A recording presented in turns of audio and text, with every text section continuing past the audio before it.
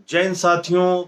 पूरे देश से इस वक्त प्रवासी मजदूरों की पीड़ा, उनके साथ हो रही दुर्घटनाएं सामने आ रही हैं और ऐसे हृदय विदारक दृश्य पूरे देश से आ रहे हैं जिसको देख के आपका दिल दहल जाएगा। आपको ये सोचने के लिए मजबूर होना पड़ेगा कि हमारे सरकार के अंदर इंसानियत नाम की कोई चीज है या समाप्त हो गई है। सरकार के अंदर संवेदनशीलता नाम की कोई चीज है या समाप्त हो गई है। सरकार के लिए प्राथमिकताओं में गरीब मजदूर है या नहीं है। सरकार के लिए प्राथमिकताओं में वो माताएं बहनें जो नंगे पांव सड़कों पर चल रही हैं वो है या नहीं। वो मासूम बच्चे जो अटैची के ऊपर सोते हुए जा रहे हैं और उनकी माँ उनको चेन से अटैची खींचते हुए ले जा रही है, वो उनकी प्राथमिकताओं में उनका दर्द, उनकी पीड़ा, उनकी तकलीफ है कि नहीं। औरैया में जिन 24 लोगों की सड़क दुर्घटना में जान चली गई, उनके लिए जवाबदेह कौन है। सागर में कल जिन 5 मजदूरों की जान चली गई, उनके लिए जवाबदेह कौन है। मुजफ्फरनगर में 6 मजदूरों की जो जान चली गई, उनके लिए जवाबदेह कौन है। रेल की पटरियों पे 16 लोग जो मजदूर थे बेचारे, जो एक कटोरा चटनी और 150 रोटियां लेके अपने घर के लिए निकले थे, उनकी जान चली गई। वो मजदूर रेल के नीचे दब के मर गए। उनके लिए जवाबदेह कौन है। उनकी जवाबदेही किसकी है। उनकी तकलीफ कौन सुनेगा, उनकी पीड़ा कौन सुनेगा। कौन है जो उनके इस दर्द को खत्म करेगा। मुझे लगता है कि सरकार पूरी तरीके से संवेदनहीन है, उनकी समस्याओं के प्रति पूरी तरह से उदासीन है। उसको जनता की प्रॉब्लम की, जनता की समस्याओं की कोई चिंता नहीं है। मैं बहुत ही संवेदनशीलता के साथ कुछ मुद्दे आज आपके सामने उठाना चाहता हूं। मैं बहुत तकलीफ के साथ कुछ मुद्दे आपके सामने आज उठाना चाहता हूं। कल मैं कई स्थानों पे गया। दिल्ली में गाजीपुर बॉर्डर पे भी गया। मैं कल रात में नई दिल्ली रेलवे स्टेशन के आसपास भी गया। मैं कल बदरपुर के बॉर्डर पे भी गया, जहां से भारी संख्या में लोग अपने अपने घरों के लिए निकल पड़े हैं। उनको कुछ पता नहीं है साथियों। उनसे पूछे तो वो कहते हैं बस घर जाना है। मैं पूछता हूं कैसे, तो कोई जवाब नहीं। पैदल चले जाएंगे जी, रास्ते में क्या होगा, गाड़ी मिलेगी नहीं मिलेगी, कोई साधन मिलेगा नहीं मिलेगा, बस एक धुन है घर जाने की, एक बेबसी, एक बेचैनी।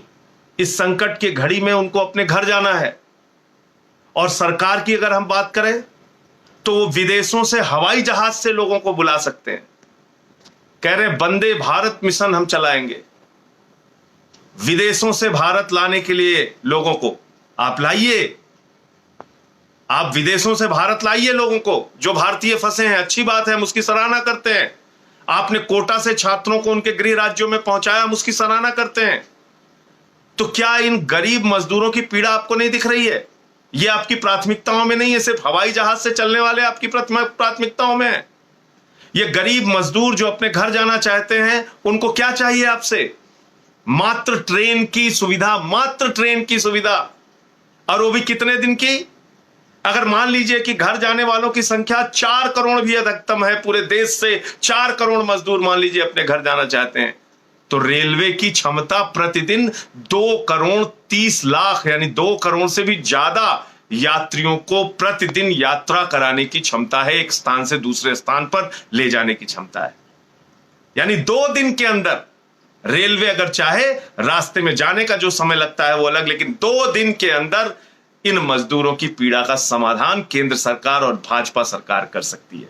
लेकिन भाजपा की बेशर्म सरकार, मैं धिक्कारता हूं ऐसी सरकार पर जिसको इनका दर्द नहीं दिखता, जिसको इनकी तकलीफ नहीं दिखती, जिसको इनकी पीड़ा नहीं दिखती, जिनको इनकी मौत नहीं दिखती, जो हर बात पे हिंदू मुसलमान की राजनीति सिर्फ करते हैं, जो 68,000 करोड़ रुपए पूंजीपतियों का, नीरव मोदी, मेहुल चौकसी जैसे लोगों का माफ कर सकते हैं, जो 2.5 लाख करोड़ रुपए पूंजीपतियों का माफ कर सकते हैं, उनको इस गरीब आदमी के लिए सिर्फ और सिर्फ कुछ 100 करोड़ रुपए का पैकेज करना है।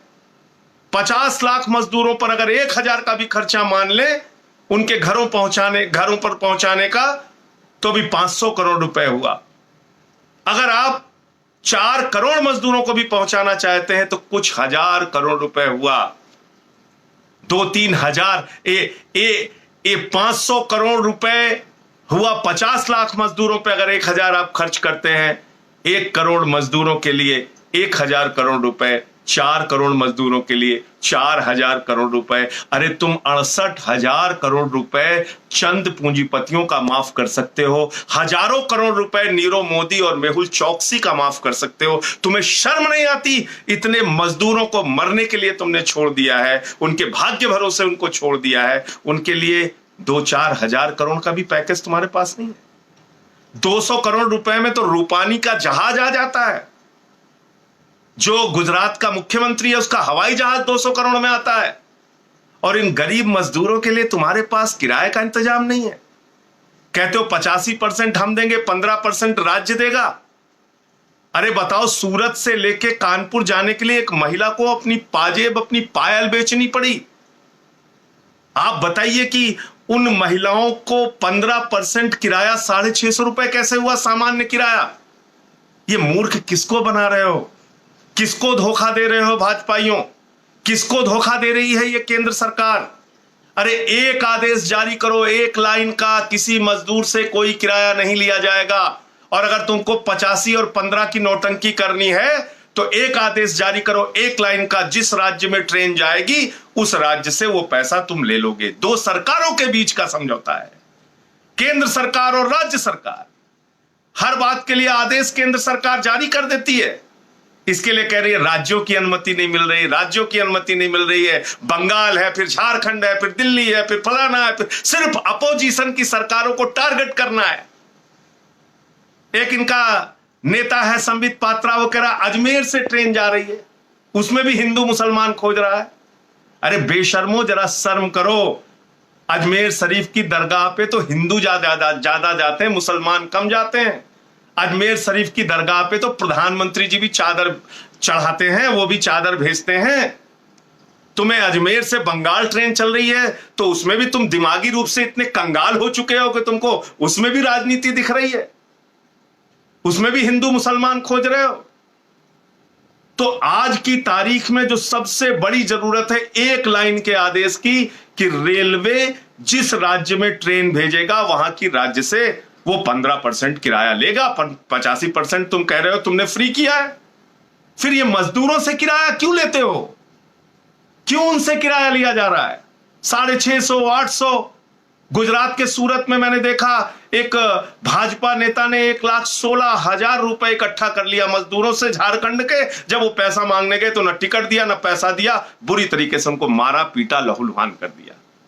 यह है भाजपाइयों की असलियत। ऐसे मौके पर भी टिकट के नाम पर दलाली खा रहे हैं गुजरात में। ऐसी खबरें सामने आ रही हैं। तो मैं इसलिए कहना चाहता हूं कि आज सबको आवाज उठाने की जरूरत है अपने अपने स्तर पे। आपके पास सोशल मीडिया की ताकत है, मेन स्ट्रीम मीडिया को छोड़ दीजिए, वो कभी नहीं दिखाएगा आपकी असलियत को। उनको सिर्फ हिंदू मुसलमान करना है, उनकी बात को छोड़ दीजिए। आप अपनी ताकत इकट्ठा कीजिए। सोशल मीडिया की ताकत, व्हाट्सएप की ताकत, फेसबुक की ताकत, ट्विटर की ताकत, और सरकार के ऊपर दबाव बनाइए। आवाज उठाइए कि मजदूरों का इंतजाम क्यों नहीं कर रहे हो? मजदूरों के लिए तुम्हारे पास पैसे क्यों नहीं है? मजदूरों को घर क्यों नहीं भेज रहे हो? तुम्हारे लिए 2 दिन है इस समस्या के समाधान के लिए। रेल मंत्री कहते हैं हम 100 श्रमिक ट्रेन चला रहे हैं। अरे 100 श्रमिक ट्रेन में तो कुल 1,20,000 मजदूर डेली जाएंगे, और 1,20,000 मजदूर के हिसाब से अगर 4 करोड़ मजदूरों को अपने घर जाना है तब तो 333 दिन लगेगा। और 333 दिन में तो वो बेचारे मजदूर रास्ते में चलते चलते मर जाएंगे। इसलिए सबको मिलकर एक स्वर में आवाज लगाकर दबाव बनाना है सरकार के ऊपर कि रेल चालू करो, ट्रेन चालू करो, और राज्यों में जो भी मजदूर चलते हुए मिल रहे हैं उनको उनके घर पहुंचाओ, चाहे बसों के साधन से चाहे ट्रेन के साधन से। और उनसे एक भी पैसे का किराया मत लो। उनके खाने का इंतजाम करो, उनके पानी का इंतजाम करो। और मैं भी हाथ जोड़कर अपने साथियों से अपील करना चाहता हूं, प्रार्थना करना चाहता हूं। कल हम लोग गए थे, भाई दिलीप पांडे जी और हम लोग, हमारे साथी सब लोग गए थे। हम गाजीपुर के बॉर्डर पे भी गए, बदरपुर के भी बॉर्डर पे गए, बहुत सारे ऐसे रास्ते में चलते हुए लोग मिले जिनके पास चप्पल नहीं है, जिनके पास खाने का इंतजाम नहीं है, जिनके पास पानी का इंतजाम नहीं है। जितने भी राज्यों से चलते हुए लोग मिले, मैं आम आदमी पार्टी के कार्यकर्ताओं से निवेदन करना चाहता हूं, खासतौर से उत्तर प्रदेश और बिहार में जो चलते हुए लोग मिले, उनके लिए भोजन का इंतजाम कीजिए, उनके लिए पानी का इंतजाम कीजिए, उनकी सेवा में अपना समय लगाइए और जितनी हो सके उनकी मदद कीजिए। हम भी यहाँ पर सामान इकट्ठा कर रहे हैं और बहुत सारे साथियों ने सहयोग भी किया है। कोई उनको खाने के लिए बिस्किट का इंतजाम कर रहा है, कोई ब्रेड का इंतजाम कर रहा है, कोई केले का इंतजाम कर रहा है, कोई पानी का इंतजाम कर रहा है, कोई भोजन पैकेट का इंतजाम कर रहा है। तो हम लोग यहाँ पर लोगों से सहयोग ले रहे हैं और भी आपसे अपील है, इसमें सहयोग कीजिए, मदद कीजिए, एक भी आदमी भूखा ना रहने पाए। और ये क्रूर सत्ता, ये क्रूर व्यवस्था, ये भाजपा की सरकार जिसको हिंदू मुसलमान करने से फुर्सत नहीं है, उसको इस गरीब के दर्द से कोई लेना देना नहीं है। साथियों, आप आवाज उठाइए। एक एक घटना जो लोग ये हिंदू मुसलमान करते हैं उनको ये दिखा के मैं कल रात सो नहीं पाया साथियों, बहुत पीड़ा हुई इस तस्वीर को देखिए।